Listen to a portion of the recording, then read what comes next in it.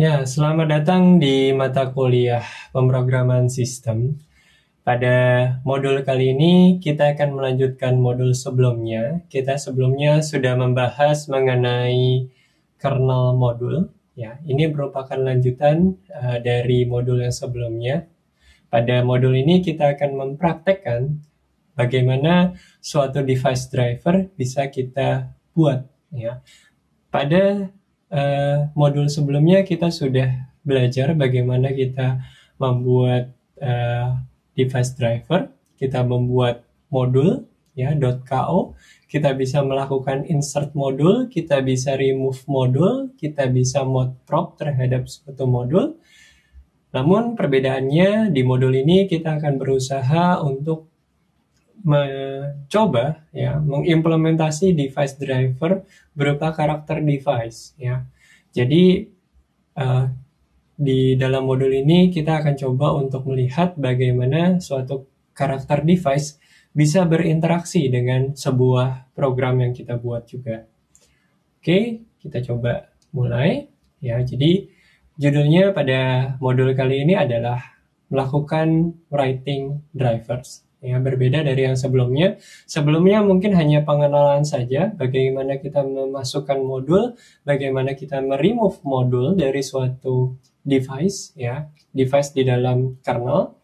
Nah, di sini kita akan coba untuk menuliskan driver yang lebih advance.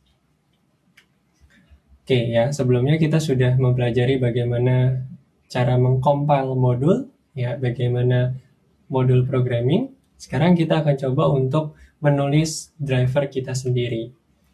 Ya, beberapa tips ya, artinya di dalam driver itu diimplementasi seperti C ya, seperti Unix system.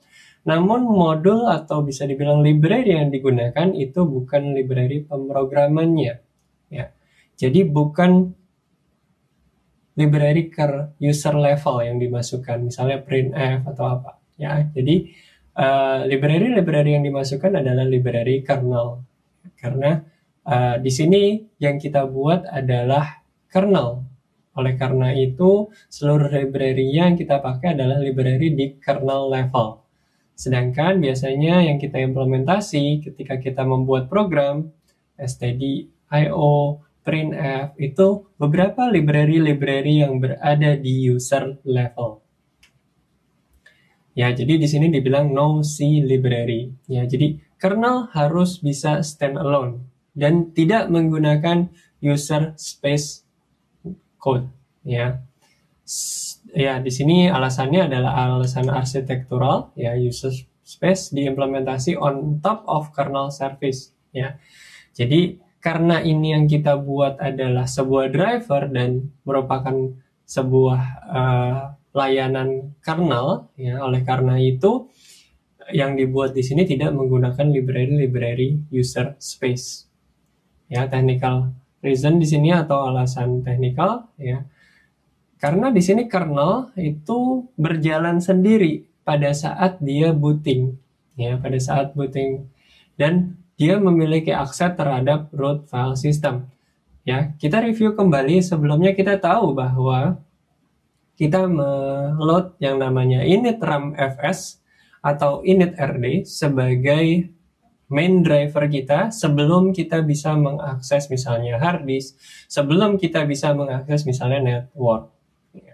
Di sini kernel code harus bisa mensupply on library implementation, artinya dia library-nya harus bisa disupply sendiri, ya. Jadi tidak bisa menggunakan standar C library function di dalam kernel code seperti printf, memset atau memory allocation. Ya, jadi di sini kernel memprovide juga hampir mirip C function, tapi memang function-function tersebut atau library tersebut khusus dijalankan di kernel. Ya. Oke, kita coba review kembali ke tempat modules. Ya. Sebelumnya kita sudah mencoba untuk melihat modules. Ketika kita ins mode, maka modul kita ada muncul di lib modules. Version di sini adalah version kernelnya, ya, kernel yang kita pakai, kernel versi berapa. Lalu di sini ada modul.ko, ya, yang merupakan hasil kompilasi dari modul kita. Lalu nanti di dalam foldernya ada modules.alias, ada module.alias.bin yang merupakan nama lain dari driver kita ya atau modul kita. Lalu ada modul dependensinya di sini, terus ada modul symbols, symbolic link dan belongs to siapa. Oke, kita coba lihat di dalam konsolnya ya. Kalau kita lihat di dalam konsol di sini ya, kalau kita coba cd ya, terus kita masuk ke lib, terus kita masuk ke modules.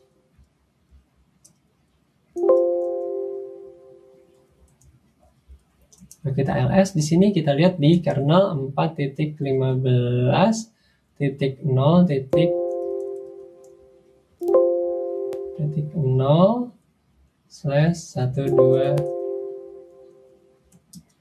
ya. Kenapa saya pilih yang 123? Karena ini adalah kernel yang saya sedang jalankan di sini, yaitu 4.15.0/123 generic. Ya, di dalam sini kita bisa melihat ya ada namanya vi modules alias. Ya, kita bisa lihat alias dari beberapa modul yang terpasang di tempat kita. Ya, kita bisa melihat aliasnya apa saja. Atau di sini kita mau lihat vi modules dep. Ya.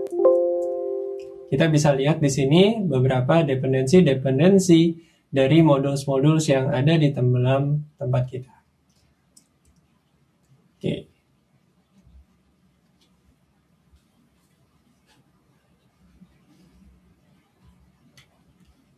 Nah, jadi kalau kita lihat Linux Device Driver itu merupakan sebuah set dari application program interface, rutin, subrutin, ya, yang isinya adalah system call, yang merupakan interface ke dalam hardware. Ya, jadi di sini kita juga meng-hide implementasi dari hardware specific details. Ya. Jadi di sini menggunakan file interface metaphor. Ya. Di sini juga memanage data flow antara user program dan device. Ya.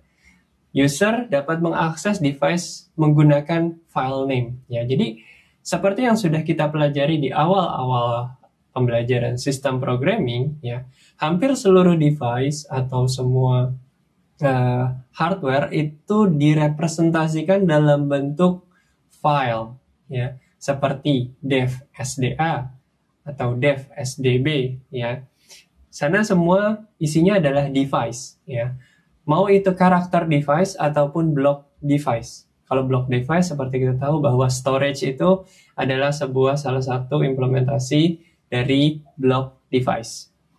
Ya, jadi device di dalam Linux itu direpresentasikan dalam bentuk file, representasi file ya. Jadi ingat bahwa itu adalah representasi file. Seperti yang sudah kita pelajari, ada namanya karakter device dan ada block device. Kalau kita bisa lihat di bagian ini, ya, kalau kita lihat, kalau kita masuk ke cd/dev, ya, di sini adalah list device-device yang ada di dalam VirtualBox kita. Ya, ls-la, di sini ada yang C, ini merupakan karakter device, ya. Terus ada D directory, ya. Terus ada L, symbolic link di sini. Ya. Kalau kita lihat di sini, masing-masing punya ada karakter device, di sini ada block device di sini, ya. Jadi block device itu lebih erat kaitannya dengan storage, ya. Kalau kita lihat di sini ada C yang merepresentasikan karakter device. Ya, jadi ini adalah representasi, ingat bahwa ini bukan folder sebenarnya, tapi ini adalah representasi device saya. Kalau saya lihat di sini, df-h, saya ingin lihat storage saya. Di sini ada dev SDA2, ya, yang merupakan representasi dari storage atau hard disk saya. Atau ya bisa dibilang mau itu SSD atau hard disk, ya. Tapi di sini direpresentasikan dalam bentuk dev SDA2. Mungkin kalian bertanya, Pak, ini kan VirtualBox. Iya, kan VirtualBox itu di dalamnya ada image yang divirtualisasikan gitu. Nah, virtualisasinya itu ada di dev SDA 2. Kalau kita lihat di ls grep SDA. Nah, di sini ada SDA ya. SDA itu ada partisinya SDA 1 dan SDA 2. Kalau kita mau lihat lagi lebih dalam, fdisk min L misalnya.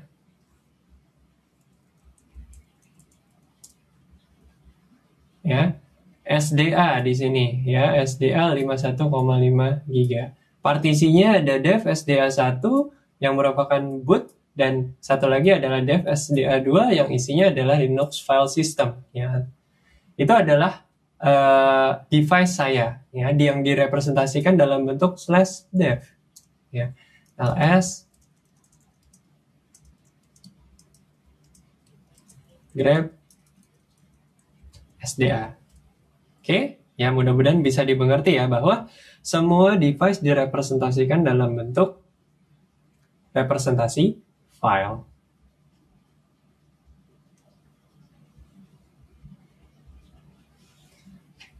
Oke ya, jadi itu salah satu contohnya. Nah, device itu ada beberapa jenis. Yang pertama adalah network device ya, yang direpresentasikan sebagai network interface ya. Biasanya direpresentasi dalam bentuk network interface seperti Wi-Fi yang kita miliki.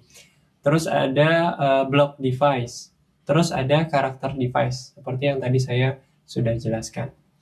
Nah, di karakter device ini teletype yang kita gunakan itu sebenarnya adalah karakter device juga.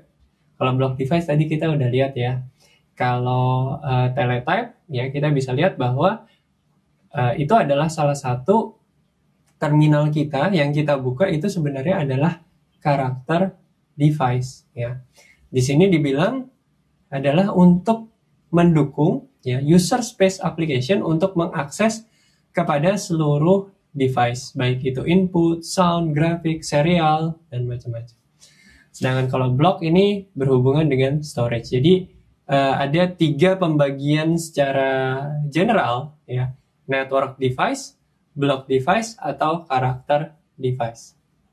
Ya. Kebanyakan device adalah karakter device seperti yang kita lihat kalau kita pakai keyboard, kita pakai mouse, kita pakai game controller. Ya. Mostly itu merupakan jenis dari karakter device. Oke, sekarang saya coba contohkan ya, yang karakter device yang paling sering kita temui adalah terminal. Ya, kita tahu bahwa terminal itu adalah teletype. Ya, jadi kalau misalnya di sini saya mencoba untuk mendemonstrasikan sedikit. Saya punya dua konsol di sini ya. Kalian bisa buka 2 konsol saja. Kalian bisa ketikkan who am I. Ya. Di sini saya menggunakan PTS strip 0. Untuk yang ini ya, kalau kita lihat who am I, teletype saya atau tempat saya mengetikkan itu ada di PTS 1. Lalu misalnya saya coba lihat dari VirtualBox-nya, Alpha VirtualBox-nya di sini. Ya, saya login di sini.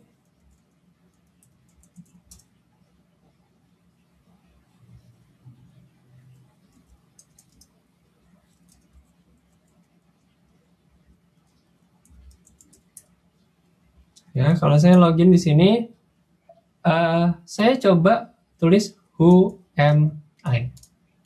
Di sini dia TY1 atau teletype 1 ya. Kita bisa ganti teletype dengan Ctrl Alt F2 di atas Linux ini ya. Jadi masing-masing kita tahu bahwa yang saya pakai di sini adalah PTS strip 0, yang di sini adalah PTS 1 ya, yang dipakai di sini adalah teletype 1 atau TTY1. Itu semua ada di dalam dev ya. Kalau kita bisa lihat di sini dev ya. Kita ls ya, grep PTS ya. Di sini ada PTS ya. Terus kita lihat lagi yang berupa ls min l, kita coba. Ya. Di sini PTS, kalau kita masuk ke PTS ada PTS berapa saja? Ya, ada 0, dan 1. Kita lihat ls min l, dia merupakan C atau karakter device, ya. Lalu kita mau lihat di sini juga ada teletype, ya. Teletype kalau kita lihat cd tty,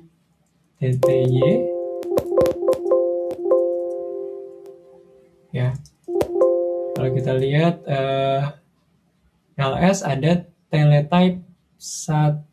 Nah, jadi dia langsung teletype 1, ya. Kalau kita ls min l grep tty 1, ya. Di sini teletype 1 sebagai karakter device juga, ya. Jadi hampir mostly hampir beberapa device itu dianggap sebagai karakter device, ya. Oke, nah sekarang saya mau coba demokan sedikit ya apa yang bisa kita lakukan dengan karakter device.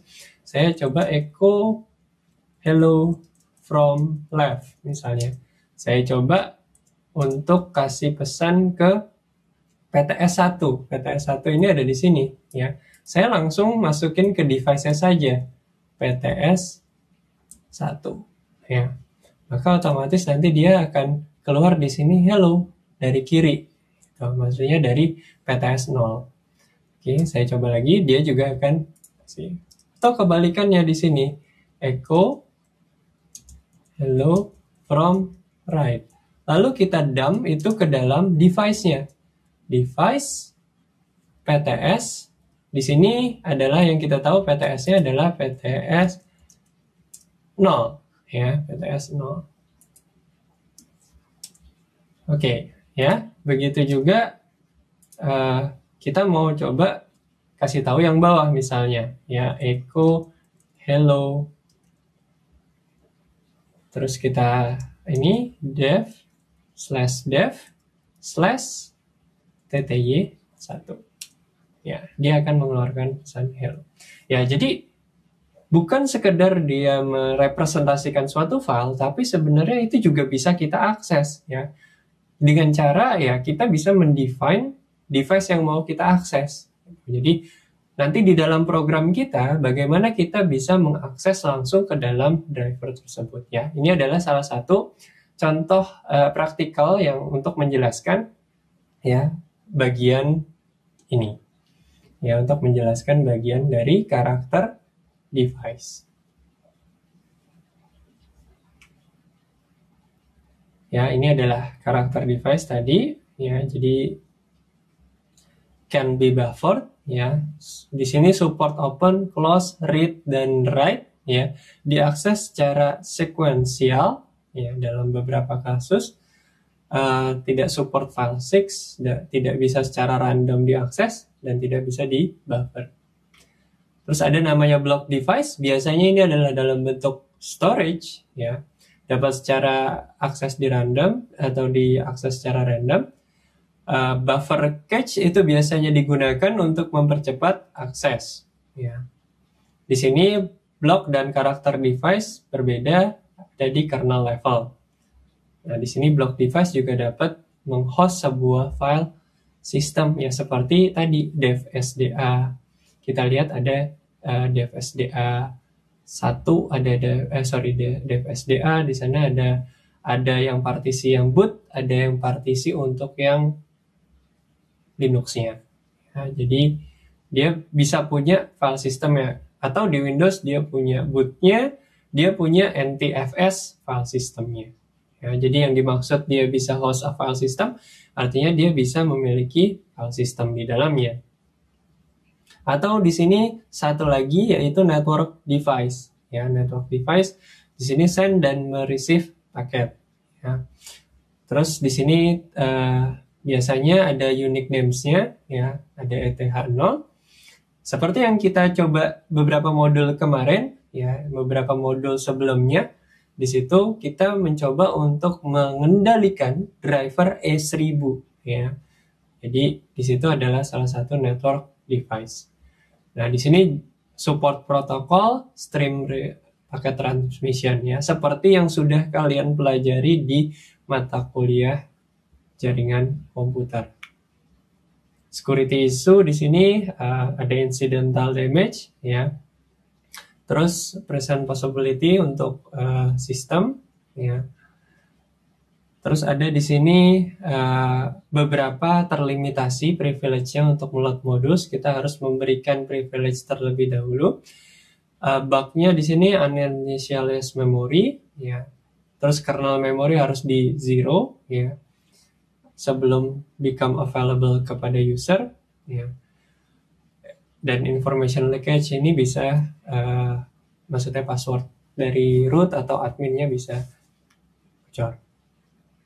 Ya, artinya Anda perlu trust ya terhadap driver writers, ya. Jadi bisa dijadikan celah ya dalam kernel driver ini karena dia bisa mengakses root, ya.